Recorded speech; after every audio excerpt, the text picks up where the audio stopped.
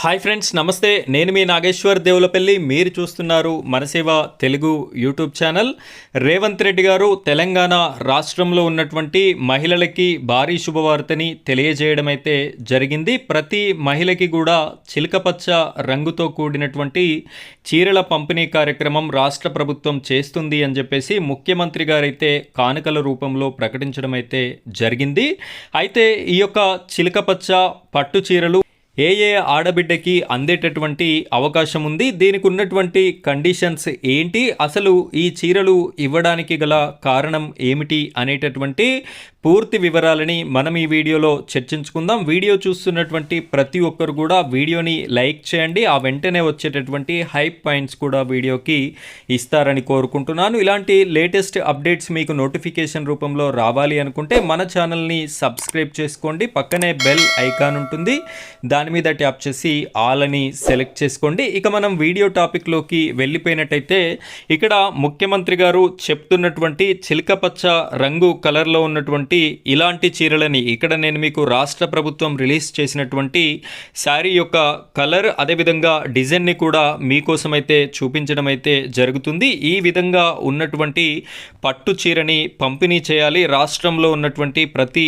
ఆడబిడ్డకి ఇవ్వాలి అనేటటువంటి ఒక మంచి నిర్ణయాన్ని అయితే రాష్ట్ర ముఖ్యమంత్రి వర్యులు రేవంత్ రెడ్డి గారైతే తీసుకోవడం జరిగింది. ఈ యొక్క ప్రముఖ దినపత్రికలో వచ్చినటువంటి ఆర్టికల్ని మనం గమనించినట్టయితే ఇక్కడ చూడొచ్చు, ముఖ్యమంత్రి చిత్రపటంతో పాటుగా వారు ఇచ్చినటువంటి వార్తా ప్రకటన. డిసెంబర్లో మహిళలకి చీరలు అని చెప్పేసి సీఎం రేవంత్ రెడ్డి గారు ఆదిలాబాద్లో బాసర దగ్గరలో జరిగినటువంటి మీటింగ్లో భాగంగా ఈ మహిళలని రాష్ట్రంలో ఉన్నటువంటి మహిళా సోదరీమణులందరినీ ఉద్దేశించి ముఖ్యమంత్రి గారైతే మాట్లాడడం జరిగింది. రాష్ట్రంలో మహిళలకి సీఎం రేవంత్ శుభవార్త చెప్పారు. వారికి డిసెంబర్లో చిలకపచ్చ రంగు చీరలు పంపిణీ చేస్తామని ప్రకటించారు. ఆదిలాబాద్ సభలో మాట్లాడుతూ గతంలో ఇందిరమ్మ చీరలు ఇచ్చాం. ఇంతకుముందు ఇందిరమ్మ చీరలు అనేది ప్రతి ఆడబిడ్డకి వెలుగు గ్రూప్లో ఉన్నటువంటి వారికి అదేవిధంగా లేనటువంటి వారికి కూడా ప్రతి ఒక్కరికి ఒక్కొక్క చీరని అందించడం అయితే జరిగింది. అప్పుడు బ్లూ కలర్లో ఉన్నటువంటి